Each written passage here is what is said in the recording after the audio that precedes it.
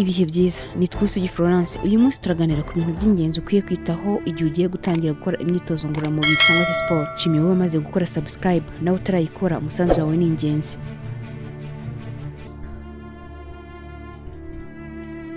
Gutangira gushya imyitozo ngororamubiri bishobora kukuryohera. Iyo ugitangira utarabimenyera wumva wakora buri kimwe cyose kandi icyarimwe, ariko iryo ni ikosa rikomeye cyane. Guhatiriza ugakora ibikomeye mu ntangiriro bizatuma utakaza umuhate cyangwa se wumve unaniwe buryo wacika intege ukabireka. Ubwo simvuze ko ushobora no kubikuramo izindi ngaruka zitandukanye, cyane cyane ku bantu bafite umubyibuho ukabije kandi batarigeze bakora iyo myitozo na mbere yaho. Si byo gusa, ujya wumva abantu batari bake bapfa baguye aho bari gukorera imyitozo ngororamubiri, abandi bapfira mu kibuga, hari n'abagwa mu muhanda biruka. Niba rero uri gutegura kujya ukora imyitozo yaba hanze y'urugo rwawe cyangwa mu rugo iwawe, ni ngombwa ko hari ibyo ugomba kwitaho kugira ngo wirinde imvune za hato na hato n'ibindi bibazo wahura nabyo bitandukanye. Uyu munsi tugiye kurebera hamwe ibintu bigera ku 10 ugomba kwitaho igihe ugiye gutangira gukora imyitozo iwawe mu rugo cyangwa no hanze yarwo. Wibuke gukora subscribe niba utarayikora, unabisangiza abandi, kandi igitekerezo cyawe ni inyamibwa.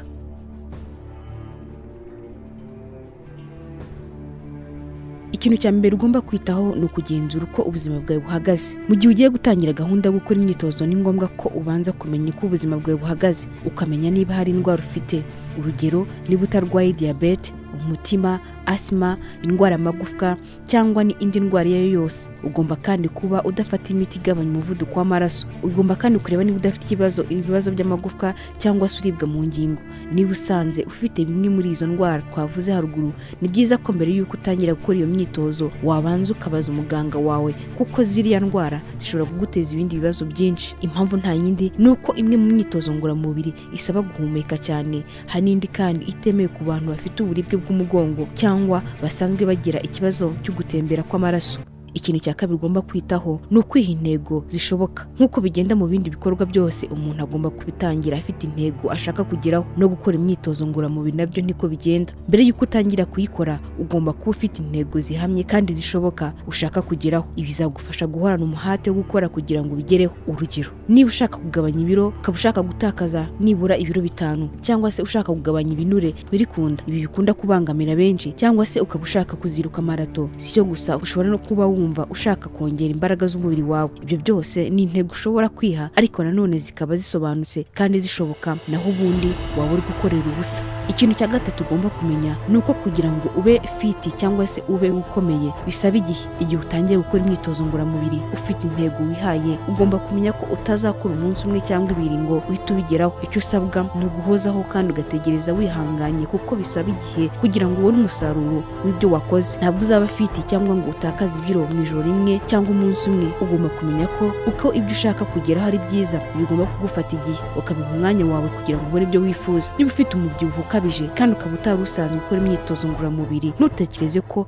nutangira kuyikora uzahita ubona impinduka. Bizagusaba gutegereza kandi ugakomeza gukora udacitse intege ngo ube wahagarika. Ikintu cya kane ugomba kwitaho ni uko ugomba kumenya ko hari igihe uzatakaza motivation, ugatakaza ubushake bwo gukora. Nibyo, utangira urugendo rutoroshye ariko ugomba gusohoza. Hari igihe kizagira ukumva ucitse intege, ntuzagwe rero ngo ubireke burundu, kuko n'abakinnyi babigize umwuga ku rwego mpuzamahanga bibabaho bakumva bacitse intege kandi aricyo kibatunze. Icy'ingenzi rero ni uko nubwo byabaho ukumva ucitse intege, utagomba kubivamo, ahubwo ugomba gukomeza kubikora kandi kenshi ugatumbira intego zawe. Jya wiha igihembo. Ikindi, fata intego nini wihaye, uzicemo ibice byinshi. Gerageza imyitozo mishya, ntukomeze gukora imwe gusa, ubundi ukore buri kimwe cyose cyagufasha kudacika intege. Ikintu cya gatanu, gerageza kurya neza. Igihe uzaba watangiye gukora imyitozo ngororamubiri, bizagusaba ko unahindura uburyo waryaga, kuko imikaya yawe izakenera intungamubiri zirimo proteine, fibre ndetse na glucose zizayifasha gukura no kuba yahuruhuka nyuma yo gusoza imyitozo. Ubwo rero bizaba ari ngombwa kureka kurya ibiryo bibonetse byose birimo ibiryo byo mu nganda, ibikoze mu mafarini ndetse n'ibifite amavuta menshi cyane. Ugomba kugerageza ukabona ifunguro rikize kuri proteine, amino acide, carbohydrate, ibinure byiza ndetse n'ibindi byita antioxidant. Ifunguro ryawe rigomba gushingira ku nyama z'umweru, amafi, ubunyobwa, imbuto zumye, imbuto z'amababi y'icyatsi kibisi, imbuto ndetse n'imboga muri rusange.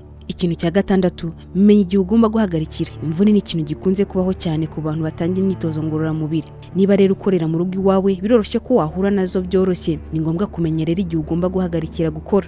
Kunanirwa no kuribwa k'imikaya ni ibintu bisanzwe, ariko ububabare kuzungera, umuriro ni bimwe muri gasopo umubiri uri kuguha ko hari ibitari kugenda neza. Ni ngombwa guhita urekeraho igihe cyose wumvisha ububabare, ibinya mu mitsi, gutera cyane k'umutima ndetse n'ibyuya bikonje. Niba ugize ikibazo cy'imvune ku gice kimwe, ushobora gukoresha ikindi gice ariko ukaba wagabanya umuvuduko wakoreragaho cyangwa se ugahindura imyitozo wakoraga.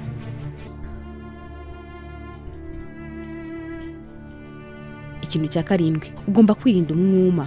Ubundi umubiri ugira umwuma iyo utanywa amazi ahagije maze ugatakaza ayo wari usanganywe ndetse n'andi matembabuzi akagabanuka cyane. Iki ni ikibazo gishobora kukubaho igihe watangiye imyitozo yawe utanyweye amazi ahagije. Bivuga ko uko ukora imyitozo ngororamubiri ariko utakaza amazi binyuze mu byuyubira. Si ibyo gusa kuko utakaza n'imwe mu myunyungugu irimo sodium, potassium ndetse na calcium ari itwara ubushyuhe mu mubiri wawe. Ibi bitera imikorere mibi y'imitsi y'ubwonko, imikaya, ububere bw'umubiri, umuvuduko w'amaraso ndetse n'indi mikorere y'umubiri y'ingenzi. Kumagara bishobora gutera ibinya ndetse n'umunaniro ukabije. Uburyo rero bwiza bwo kuba wakwirinda umwuma no kunywa amazi ahagije mbere ndetse na nyuma yo gukora imyitozo ngororamubiri. Ingano y'ibinyobwa ufata hagati mu myitozo iterwa n'ibintu byinshi bitandukanye, harimo uburemere bw'imyitozo uri gukora, igihe imyitozo iri bumare, imiterere yawe cyangwa se uburyo ikirere kimeze. Gusa ntabwo ari ngombwa kugira ibyo unywa igihe uri gukora imyitozo iri bumare igihe kiri hasi y'iminota 30. Ikintu cya 8 ugomba kumenya nuko uzagira ububabare. Ingaruka nziza imyitozo igira ku buzima bw'umuntu nta wazirenza ingohe. Nyamara ariko ni ngombwa kumenya ko gukora siporo bizatuma ugira uburibwe igihe ubyibushye cyane cyangwa se ukaba utarumenyereye gukora imyitozo ngororamubiri. Ushobora kugira uburibwe bw'imitsi cyangwa ukababara mu ngingo. Ibi ariko nta kibazo biteye kuko ari bisanzwe mu gihe wakoze imyitozo ngororamubiri, ariko bishira mu minsi mike. Kugira ngo ukize ububabare bw'imikaya vuba, ushobora gufata proteine cyangwa se glutamine. Izo nyunganiramirire zifasha umubiri gukira, ariko nanone ushobora kwirinda ubwo buribwe utangira gukora imyitozo yoroheje. Kuribwa mu ngingo bishobora guterwa nuko wavunitse cyangwa se wakoze ibirenze urugero, ariko nanone ntabwo wahita ubivamo ureke kwikora kuko imyitozo ngororamubiri ifasha gukomera imitsi itwikiriye mu ngingo. Ibizagufasha kugabanya ibyago byinshi byo kuba wagira imvune. Gusa ugomba kwikora wirinze bihagije. Ushobora no kwifashisha umuganga wabigize umwuga akakugira inama y'imyitozo wakora igabanya ububabare. Ikintu cya cyane ugomba kwitaho no gukoresha ibikoresho byabugenewe. Akenshi usanga imyitozo yo guterura ibiremereye ariko ariyo ikunzwe gukorwa n'abakorera mu ngo zabo. Niba rero uteganya kujya kugura ibikoresho uzifashisha iwawe, icya mbere ugomba guheraho ni itapi yo gukoreraho ndetse na wa mupira utuma ugira uburinganire, stability ball. Ariko niba koko umaramaje gukora imyitozo mu rugo nta mikino, ugomba kugura n'ibindi bikoresho birimo resistant band, ibyo bita dumbbells ndetse na barbell. Niba ufite ku mufuka hakomeye wanagura na tapirura. Ibyo bikoresho byose bizagufasha kugira umusaruro mwiza w'imyitozo ngororamubiri. Si ibyo gusa kuko bizanagabanya ibyago byinshi byo kuba wahura n'imvune, bikagufasha kugabanya ibiro ndetse no kubaka umubiri. Ikintu cya 10 ari nacyo cya nyuma ugomba kumenya nuko rimwe na rimwe imyitozo ishobora kugutera irungu, kurambira. Menya ko imyitozo ngororamubiri ishobora kurambirana, nyamara ariko ntabwo bigomba kuba impamvu yo kuba wahita uyihagarika. Hari uburyo bwinshi wakoresha ugahindura ibyo wakoraga, ukagerageza imyitozo mishya, ibikoresho bishya n'ibindi. Ntukore ibintu bimwe guhera ku wa mbere kugeza ku wa gatanu.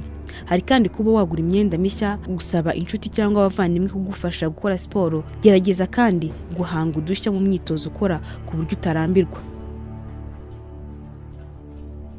Nahansoreje ikiganiro cyacu.